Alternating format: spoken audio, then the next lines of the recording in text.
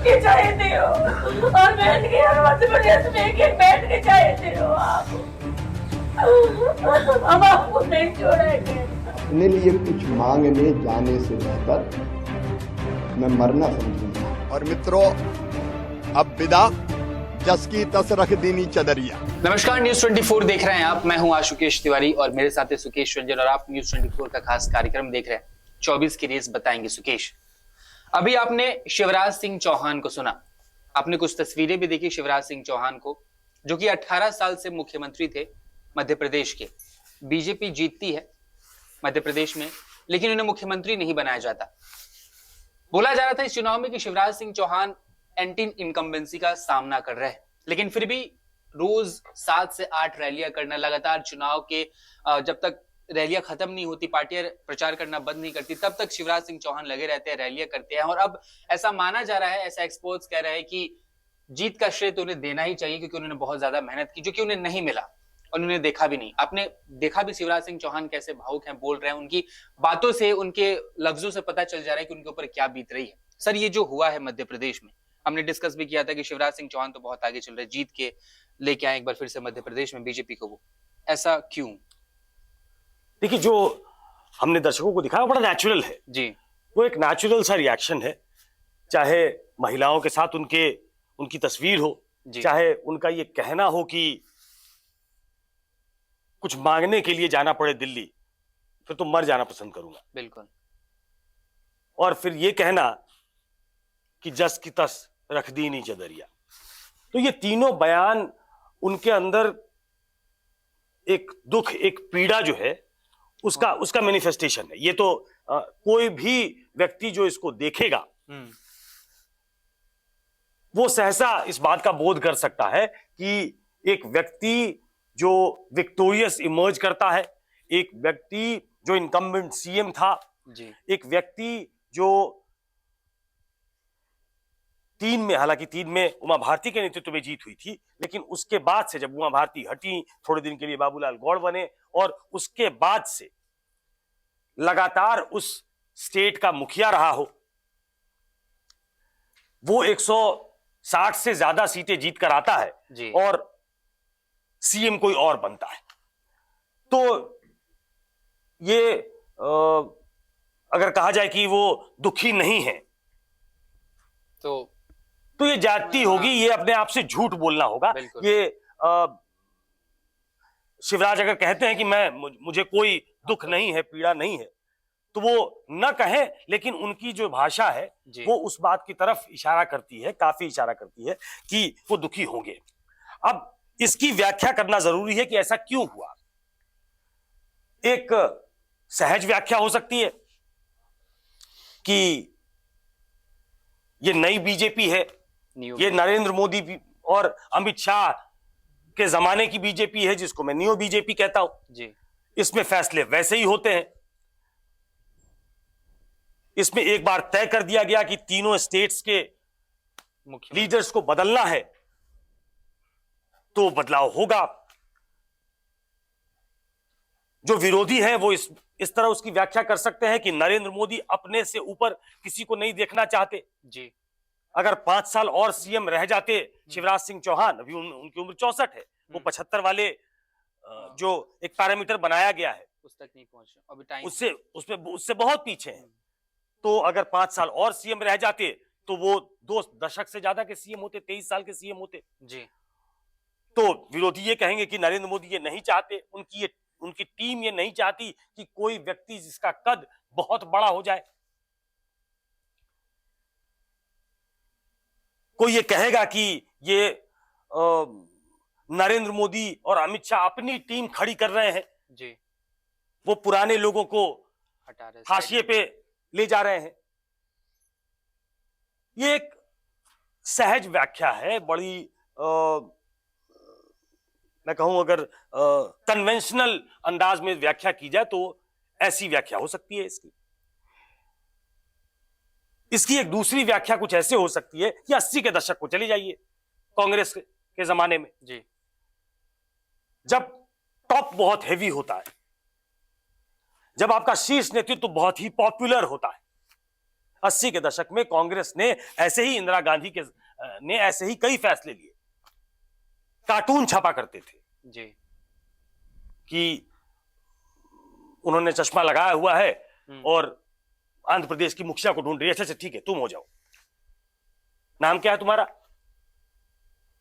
तो ऐसे लोगों का ही चयन किया गया है आज की तारीख हाँ, में, बिल्कुल। जिनको शायद बहुत राजनीतिक हलके में काम करने वाले लोग, पार्टी में काम करने वाले लोग, संगठन में काम करने वाले लोग, वो भी भाजपा के अपने संगठन में काम करने वाले लोग, ऐसे लोगों को जानते होंगे जो सीएम बनाए गए हैं। जो बाहर के लोग हैं, जो आम जनता है शायद नहीं जानती होगी वैसे, चाहे वो मोहन यादव हो, चाहे वो भजन लाल शर्मा हो, उनको उस तरीके से नहीं पहचानती। तो 80 के दशक में जो इंदिरा गांधी की स्थिति थी, आज भाजपा में नरेंद्र मोदी की स्थिति वैसी ही है। अब क्या वो इंदिरा गांधी की तरह बिहेव कर रहे हैं, एक डिक्टेटर की तरह बिहेव कर रहे हैं? कुछ लोग कहेंगे हाँ कर रहे हैं। शिवराज सिंह को कम से कम उनका ड्यू मिलना चाहिए। आप वसुंधरा राजे पे सवाल खड़े कर सकते हैं कि वो चुनाव हार गई थी, चुनाव जीत कर आई तो कोई दूसरा लीडरशिप हो सकता है जी, लेकिन शिवराज सिंह चौहान तो at the helm of affairs थे, वो मुख्यमंत्री थे, उन्होंने ज्यादा सीटें दिलाई जी। 2003 में जितनी सीटें उनको मिली थी वो उसके आसपास या उससे शायद ज्यादा ही है जी। उतनी सीटें जिताकर वो लाते हैं, तो वो नेचुरल क्लेमेंट होते हैं। लेकिन कुछ लोग इसकी व्याख्या ऐसे कर रहे हैं कि ये एक पीढ़ी का परिवर्तन है।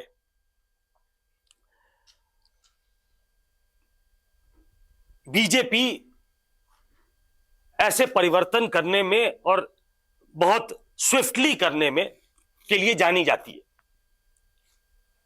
थोड़ा बहुत हंगामा तब हुआ था जब आडवाणी जी बहुत तैयार नहीं थे या उस तरीके से बहुत मुतमईन नहीं थे, जब Narendra Modi at the helm of affairs बनाए गए, कैंपेन कमेटी के चीफ बनाए गए या प्रधानमंत्री के उम्मीदवार बनाए गए, तब उस समय थोड़ी दिक्कत हुई थी। लेकिन तब भी बीजेपी एक डिसिप्लिन पार्टी के तौर पे देखी गई और पूरा काडर नरेंद्र मोदी और पार्टी के पीछे खड़ा रहा।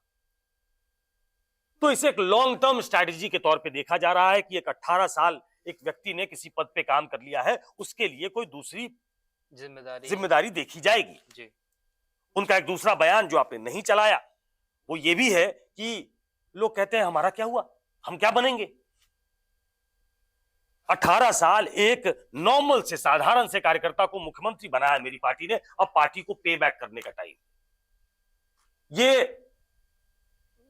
ये भाजपा के कार्यकर्ता के तौर पे उनका बयान है। जो बाकी बयान आप देख रहे हैं वो एक ऐसे व्यक्ति का बयान है जो मुख्यमंत्री था और जो समझता था कि मैं मुख्यमंत्री के रेस में हूं, जो ये समझता था कि मैं डिजर्विंग हूं, जो ये समझता था कि मेरी रिटायरमेंट की उम्र नहीं आई है, जो ये समझता था कि शायद शीर्ष नेतृत्व मुझे नहीं चाहता लेकिन वो फोर्स हो जाएगा मुझे ये पद देने के लिए जो सीट में लेके आया हूं, ये उस व्यक्ति का बयान था जी। तो दूसरे तरीके से जो मैं कह रहा था उसको इस नजरिए से भी देखा जा रहा है कि 24 के चुनाव के पहले जी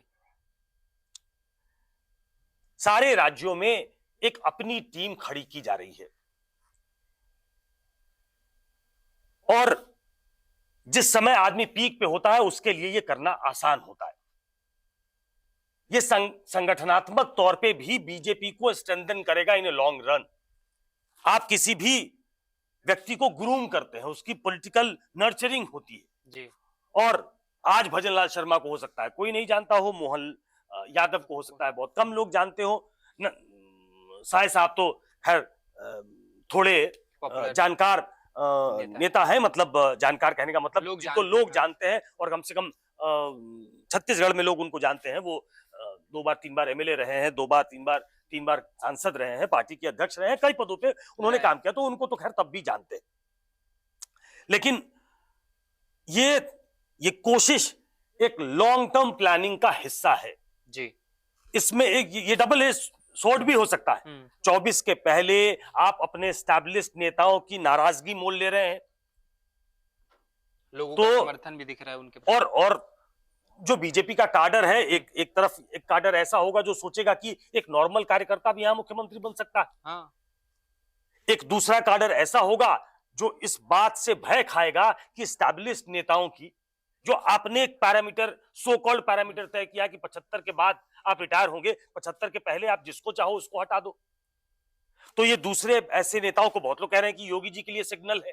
हाँ, राजनीतिक हलकों में ये चर्चा है, मैं ये नहीं कह रहा हूं कि बीजेपी ऐसा करने वाली है, लेकिन राजनीतिक हलकों में ये चर्चा है कि ये क्या दूसरे नेताओं को, दूसरे मुख्यमंत्रियों को जो पावरफुल है, उनको एक सिग्नल है क्या कि आज की बीजेपी ऐसी बीजेपी है, नरेंद्र मोदी ऐसे नेता हैं, उनकी आभा मंडल इतनी अभी उसमें उसमें उसमें तेज इतना है कि वो जिसको चाहेंगे, जिस पद पे चाहेंगे उस पद पे वो रहेगा।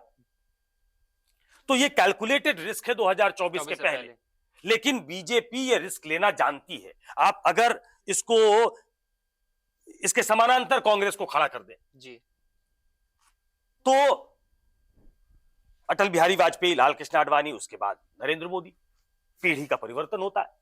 जनरेशनल चेंज जो है वो प्रकृति का नियम है, होना चाहिए, किसी भी पार्टी में होना चाहिए, तभी आपकी पार्टी जवान रहती है, तभी आपकी पार्टी में वो ऊर्जा होता है, तभी उसकी पार्टी में वो संघर्ष करने की क्षमता होती है, तभी वो पार्टी फॉरवर्ड लुकिंग हो सकती है। कांग्रेस ने क्या किया? कांग्रेस सोनिया गांधी से मल्लिकार्जुन खड़गे पे गई जी, पहले वो राहुल पे जाती है, राहुल पद छोड़ते हैं, वो सोनिया गांधी के पास बैटन वापस आता है, वो बैटन फिर चलाता है मल्लिकार्जुन खड़गे के पास। कांग्रेस क्या करती है?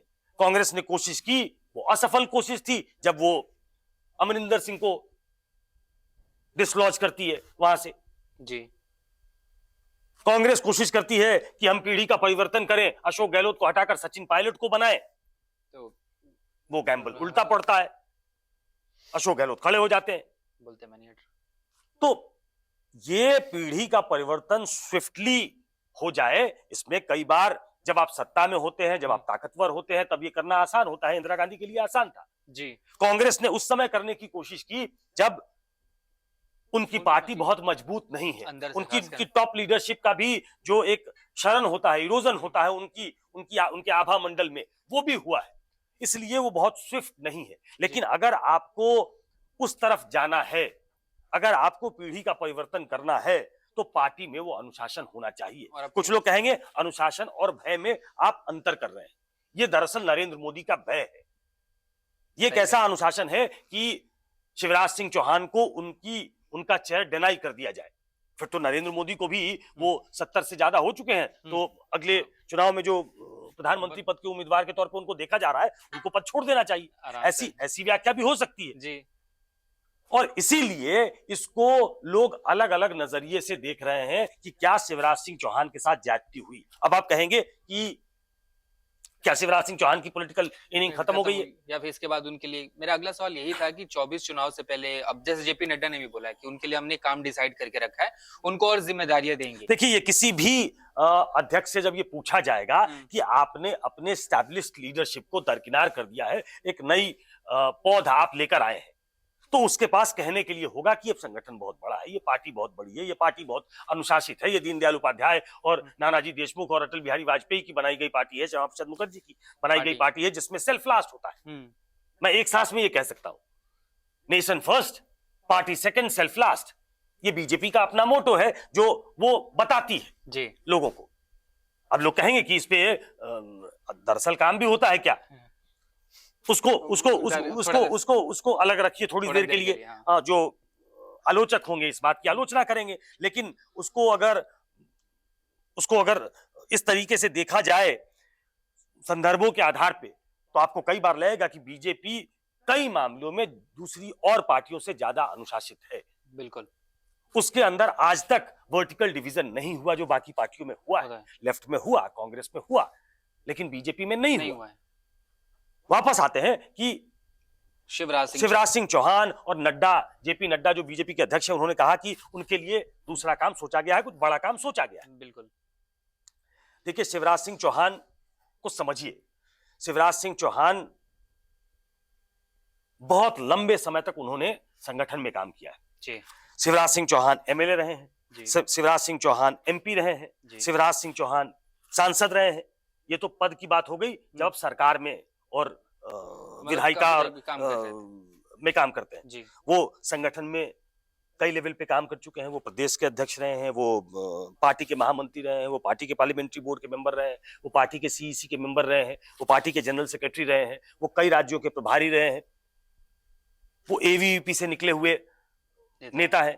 और एवीवीपी से निकले हुए नेताओं की एक लंबी श्रृंखला आज आप देखते हैं। मैं आरएसएस से शुरू करता हूं, जो उनके नंबर 2 है, Dattatreya Hosabale. He calls the shots these days. वो बहुत इंपॉर्टेंट व्यक्ति हैं। एवीवीपी से गहरा नाता है उनका। सुनील आंबेकर ऑर्गेनाइजिंग सेक्रेटरी आज भी हैं, एवीवीपी के संघ से आते हैं। राजनाथ सिंह एवीवीपी में काम कर चुके हैं। अमित शाह एवीवीपी में काम कर चुके हैं। जेपी नड्डा एवीवीपी में काम कर चुके हैं। धर्मेंद्र प्रधान एवीवीपी में काम कर चुके हैं। प्रकाश जावड़ेकर एवीवीपी में काम कर चुके हैं। रविशंकर प्रसाद एवीवीपी में काम कर चुके हैं। मोहन यादव एवीवीपी में काम कर चुके हैं। शर्मा जी अपने राजस्थान वाले नए, भजनलाल शर्मा, अभी नाम याद करने में थोड़ा समय लगेगा, कई बार भूल जाता हूं, तो भजनलाल शर्मा एवीवीपी में काम कर चुके हैं। मैं ऐसे ऑन एंड ऑन जा सकता हूं। ऐसे लोग जिन्होंने, जो आरएसएस का एक विद्यार्थियों का संगठन कहा जाए, जैसे उसका पॉलिटिकल विंग कहा जाता है बीजेपी को, तो विद्यार्थियों का संगठन जो एवीवीपी है, उसमें जितने लोगों ने काम किया है उसके शीर्ष पदों पे या उसके इंपॉर्टेंट पोजीशंस पे जिन लोगों ने काम किया है, वो आज बड़े बड़े पदों पे हैं। बिल्कुल। शिवराज सिंह चौहान एवीवीपी में काम कर चुके हैं। शिवराज सिंह चौहान करीब 2 दशक के मुख्यमंत्री रहे हैं। शिवराज सिंह चौहान संगठन में तमाम पदों पे काम कर चुके हैं। शिवराज सिंह चौहान ओबीसी है, सबसे बड़ा मुद्दा। तो शिवराज सिंह चौहान स्पेंट फोर्स हैं, ये मैं अभी भी नहीं मानता हूं। कुछ लोग ये कहेंगे कि जिन्होंने उसको उसका ड्यू अभी नहीं दिया, क्या वो कुछ आगे बनने देंगे? देखिए, बीजेपी में इस तरीके से चर्चा करना कई बार बेमानी लगता है। कई बार आपको लगेगा कि जो मर्जी हो रही है टॉप लीडरशिप की, और खासतौर पे जब से नरेंद्र मोदी, अमित शाह का युग आया है, तब से वो सबको बुलडोज कर देते हैं। मुझे ऐसा लगता है कि एक सांगठनिक तौर पे जो स्ट्रांग पार्टी है, उसमें एक लेवल के बाद ऐसा नहीं हो सकता। शिवराज सिंह चौहान की जो पूंजी है, जो उनका डिपॉजिट है, वो बहुत ज्यादा है। मैंने 2 दिन पहले, 3 दिन पहले ट्वीट भी किया था कि 24 चुनाव तक जेपी नड्डा राष्ट्रीय अध्यक्ष हैं, उनको एक्सटेंशन मिला है जी। वो फुल फ्लेजेड कार्यकाल उनका नहीं है। मुझे लगता है कि शिवराज सिंह चौहान जब इस पद से हटे हैं, तो कुछ दिन तक हो सकता है कि आप उनको कहीं नहीं देखें जी। कुछ लोग कहेंगे हो सकता है कि लोकसभा का चुनाव वो लड़ेंगे, संसद में आएंगे और नरेंद्र मोदी के साथ काम करेंगे। मैं, हो सकता है ये हो जाए, मुझे जानकारी नहीं है, लेकिन मैं देखता हूं कि जिस तरह से पार्टी ये चलती रही है, जिस तरीके का शिवराज का अपना ट्रैक रिकॉर्ड है, जिस तरीके से वो संगठन के व्यक्ति बताए जाते हैं, 24 के बाद उनके पास उनमें वो सारी क्षमताएं हैं और उनमें संघ की वो बैकिंग है उनके लिए कि आप उनको अगले राष्ट्रीय अध्यक्ष के तौर पे देख सकते हैं। अगर 24 के बाद वो राष्ट्रीय अध्यक्ष हो तो चौंकिएगा नहीं आज की परिस्थिति को देखकर कि एक व्यक्ति जो 160 से ज्यादा सीटें जीता कर लाता है और उसका पत्ता साफ कर दिया जाता है। सर, ये बहुत बड़ी बात है। अगर सच में अगर ऐसे सोचे तो नथिंग इज पॉसिबल। हम बीजेपी को काफी दिनों से देख रहे हैं और जैसे कि इन 3 स्टेट्स में वो चेंजेस लेके आई एक पुश की तरह कि हाँ ठीक है, जो संगठन के लोग बोल रहे हैं उसी तरीके से होना चाहिए। और आपने बिल्कुल सही कहा कि डिसिप्लिन जिस तरीके से है बीजेपी में अभी तक टूटी नहीं है, बाकी सारी पार्टियां टूट चुकी हैं। लेकिन फिलहाल तो ये देखने वाली बात होगी क्या सच में जो प्रेडिक्शंस हैं या फिर शिवराज सिंह चौहान के बारे में जो सोचा जा रहा है वो क्या कुछ निकल के सामने आता है और उनके लिए फ्यूचर में क्या प्लानिंग होती है। इसके लिए इस केस में इसको डिसिप्लिन कहेंगे या जिद कहें, जिद का, हाँ, ये इसको दोनों तरीके से इंटरप्रेट किया जा सकता है। लेकिन हाँ, अभी के लिए उनकी इनिंग खत्म है। मैं ये कह रहा हूं कि वो लंबी रेस के घोड़े हैं, अभी तो आने वाले दिनों में इंतजार करिए, हो सकता है कि वो बीजेपी के अगले राष्ट्रीय अध्यक्ष हो। तो फिलहाल इस वीडियो में इतना ही। देखते हैं कि उनसे रिलेटेड और क्या खबरें आती हैं। अगर उनसे रिलेटेड कोई भी खबर आएगी, News 24 आपके पास पहुंचाएगा।